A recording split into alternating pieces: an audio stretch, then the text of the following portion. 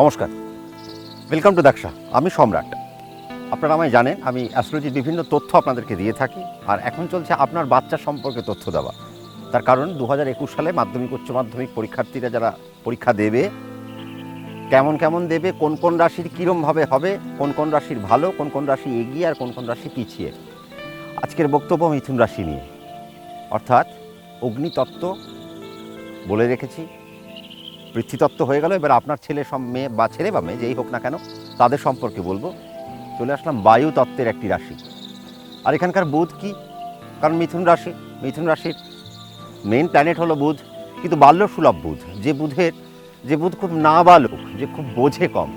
আপনার বাচ্চাটিও বোঝে কম, কারণ ও তো মিথুন রাশি, মাধ্যমিক দেবে, উচ্চ মাধ্যমিক দেবে, একটু নাবালক, এখনও সাবালক হয়নি। তার মাথায় বুদ্ধি প্রচুর। তার কারণ এখানে কোন কোন নক্ষত্র থাকে সবার আগে দেখতে হবে। মৃগশিরার হাফ পার্ট এখানে থাকে। বৃষরাশিতে মৃগশিরার হাফ পার্ট চলে গেল, এখানকার মৃগশিরার হাফ পার্ট, তারপরে আদ্রা, তারপরে পুনর্বসু। এই তিনটি নক্ষত্র, অর্থাৎ মঙ্গলের নক্ষত্র, রাহুর নক্ষত্র আর বৃহস্পতির নক্ষত্র এখানে থাকে।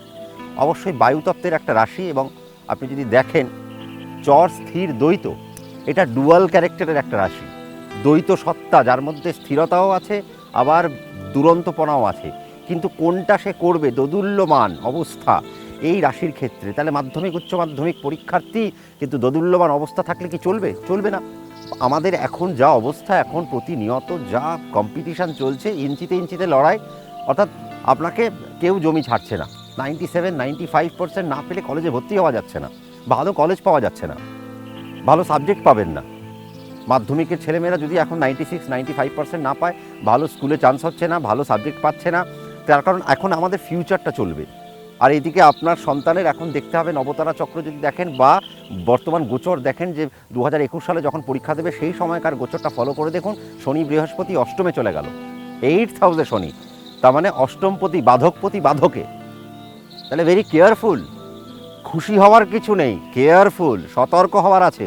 এখন যদি যত্ন না নেন, 2020 প্রাথমিক পর্যায় থেকে শুরু করে যদি যত্নটা শুরু না করেন, ওই 2021 সালের দেখবেন পরীক্ষার আগে বাবা মারা আমাদের সাথে খুব কন্ট্যাক্ট করে।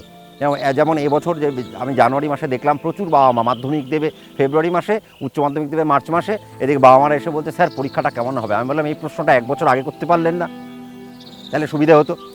এখন আমি কি বলবো যে না, খারাপ হবে। মিথুন রাশির জাতক জাতিকা 1 চরণ 4 চরণে জন্ম, এদিকে 8th হাউসে শনি বসে রয়েছে বৃহস্পতিকে নিয়ে।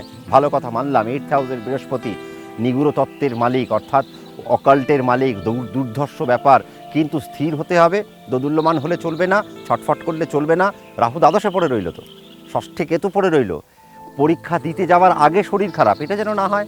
6th হাউসে কেতু না, কারণ রাশি সাপেক্ষে, মিথুন রাশি সাপেক্ষে কেতু ষষ্ঠে থাকবে।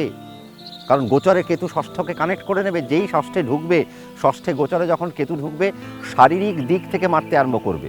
আপনার বাচ্চাটির কী দোষ?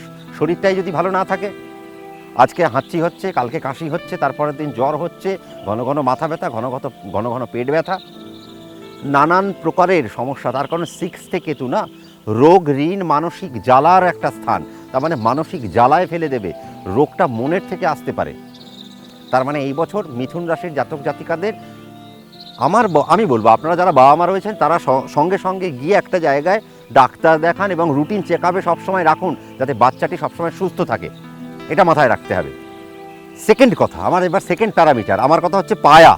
এই যে স্বর্ণ পায়া, রৌপ্য পায়া, তাম্র পায়া, লৌহ পায়া, কোন পায়া পেল? আচ্ছা, কোন তিথিতে জন্ম? তিথি আপনার জাতক বা জাতিকার ভ্যারাইটিকে প্রডিউস করে। পক্ষটা কি, শুক্লপক্ষ না কৃষ্ণপক্ষ? শুক্লপক্ষ হলে রবিচন্দ্রের দূরত্ব দূরে আছে, তার মানে চন্দ্র আলোকিত।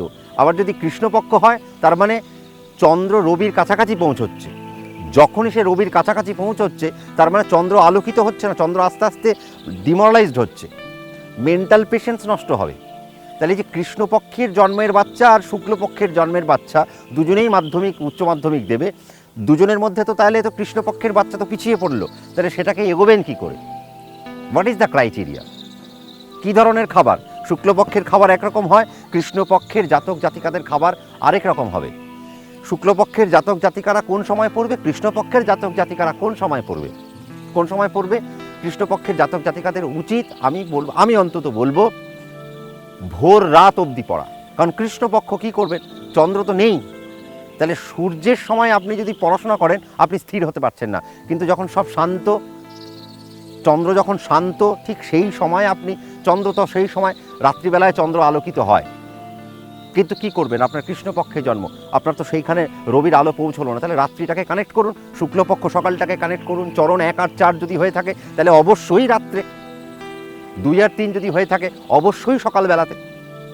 পড়াশোনার মধ্যে একটা ভাগ করে দেবেন, কোন কোন সময়ে পড়বে, কোন কোন সাবজেক্ট পড়বে। আমি অলরেডি সেটা মেষ রাশি এবং বৃষ রাশির ক্ষেত্রে বলে রেখেছি, পারলে ওই ভিডিওতে গিয়ে আপনারা দেখতে পারবেন যে আমি কোন কোন সময় কী কী পড়তে বললাম। 1 চরণ আর 4 চরণে জাতক জাতিকারা কীভাবে পড়বে সেটা বৃষ রাশি দেখলে আপনি বুঝতে পারবেন। আমি বৃষ রাশিতে আমি সেটা বুঝিয়ে রেখেছি। দেখুন, বাচ্চাদের দোষ নেই, গ্যাজেটসের দোষ।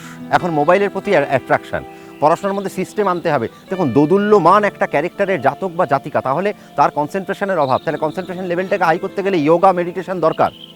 আর যেটা দরকার সেটা হচ্ছে জানলা খুলে অনেক দূর অবধি দেখা যায় এরকম একটা জায়গায় পড়তে বসাবেন, এবং জানলা খুলে অনেক দূর অবধি সে দেখতে পাচ্ছে, তার মানে কি দূরদর্শিতা বাড়ছে।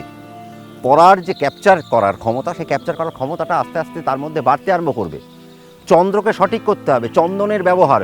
সকালবেলা ঘুম থেকে ওঠার পর ব্রাশ ফ্রাশ করে নিল, স্নান টান করে নিল, তারপরে একটু চন্দনের, সাদা চন্দন ঘষে একটুখানি তার একটা প্রলেপ 2 হাতে তালুতে এরমভাবে মাখিয়ে রাখুন।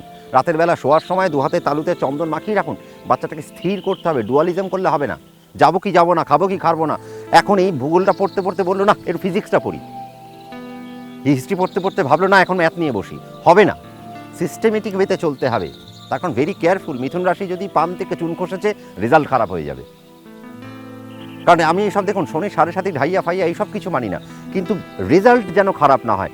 রেজাল্ট খারাপ হতে পারে গোচরের জন্য, কারণ এক তো বৃহস্পতি নিচস্থ স্থানে বসে থাকবে, দ্বিতীয় দৃষ্টি রাখছে মিথুন রাশির সাপেক্ষে, দ্বিতীয় দৃষ্টি, শনিও দ্বিতীয় দৃষ্টি রাখছে, কিন্তু 8th হাউস, মুখে পীড়া, তার মানে মাথার জায়গায় সমস্যা আনবে, পড়া ধরে রাখার ক্ষমতাটা কমে যাওয়া।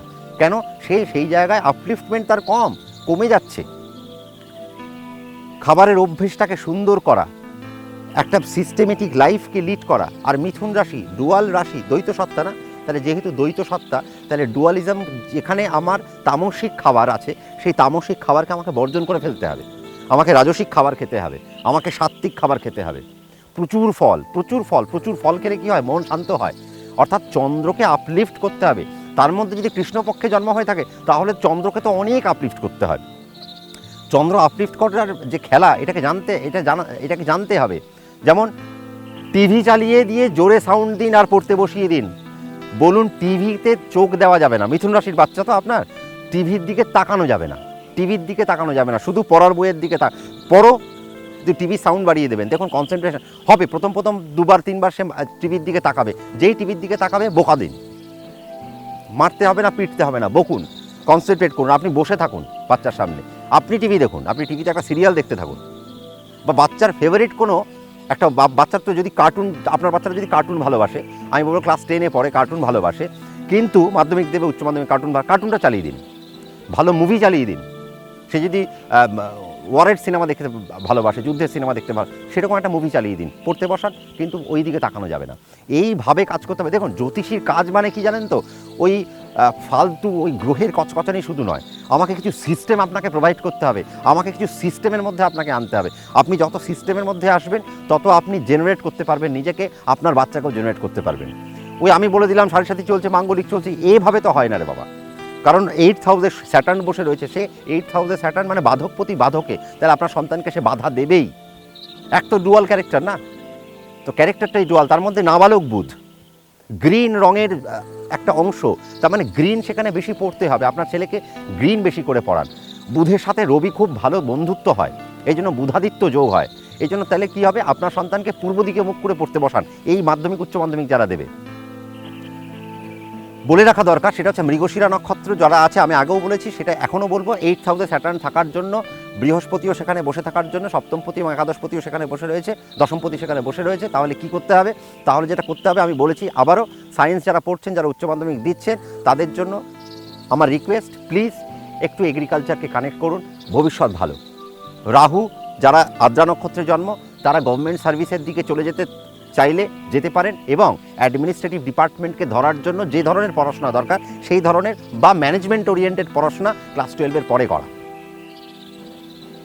কিন্তু রেজাল্টটাকে আমাকে আনতে হবে আগে, রেজাল্ট মাধ্যমিক উচ্চ মাধ্যমিক, কারণ তার মানে মেষ রাশি বৃষ রাশি কিন্তু একটু এগিয়ে রয়েছে, মিথুন পিছিয়ে রইল। পিছিয়ে যাতে না পড়ে তার জন্য যারা আমার কাছে আসতে পারেন না তারা সামনাসামনি কোনো একজন অ্যাস্ট্রোলজারকে দেখিয়ে নিন এবং এখন থেকে গাইডলাইনটা করুন, একটা চক আউট করুন, কারণ প্রচণ্ড সিরিয়াস একটা অবস্থা। এই মুহূর্তে আর এক দিন 1 সেকেন্ড ছাড়া যাবে না, ঘন্টায় ঘন্টায় লড়াই চলবে এখন। আর চোখ খুললেই তো আবার 2021-এর মাধ্যমিক উচ্চ মাধ্যমিক, তার মধ্যে দুর্গাপুজো থাকবে, বাড়িতে অনুষ্ঠান থাকবে, সব কিছু থাকবে, কিন্তু ছন্দপতন ঘটলে তো চলবে না। রেজাল্টটা 92 থেকে 95 কী করে আনা যায়, আমার চেষ্টা সেটাই। আমি যা যা বললাম সেগুলো আপনার ছেলে মেয়ের পক্ষে অ্যাপ্লাই করুন, দেখুন রেজাল্ট বাড়তে বাধ্য, একদম বাধ্য। আমি আপনাকে গ্যারেন্টি দিয়ে বলতে পারি রেজাল্ট বাড়তে বাধ্য।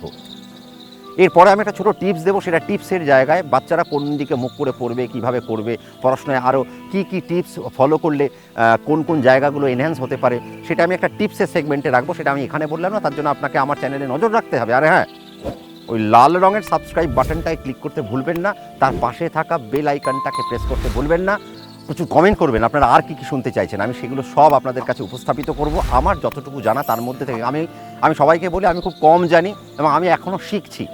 আমি আর 5 জনের মতো দেখুন আমি কোনো পণ্ডিত নই, আমি আমার পেছনে কোনো পণ্ডিত লাগাই না, কোনো অমুক তমুক শাস্ত্রী লাগাই না, কিছুই লাগাই না। তার কারণ আমি সম্রাট চক্রবর্তী, আমি সম্রাট হয়েই থাকতে চাই। আজও শিখছি, আগামী দিনেও শিখব, যতটুকু শিখব ততটুকু আপনাদের সাথে শেয়ার করব। আর আপনারা কী করবেন, আমার প্রোগ্রামটাকে শেয়ার করবেন যদি ভালো লেগে থাকে। ততক্ষণ পর্যন্ত প্রত্যেকে ভালো থাকুন, মিথুন রাশি খুব ভালো যাক।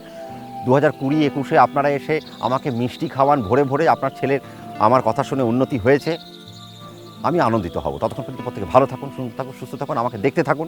নমস্কার।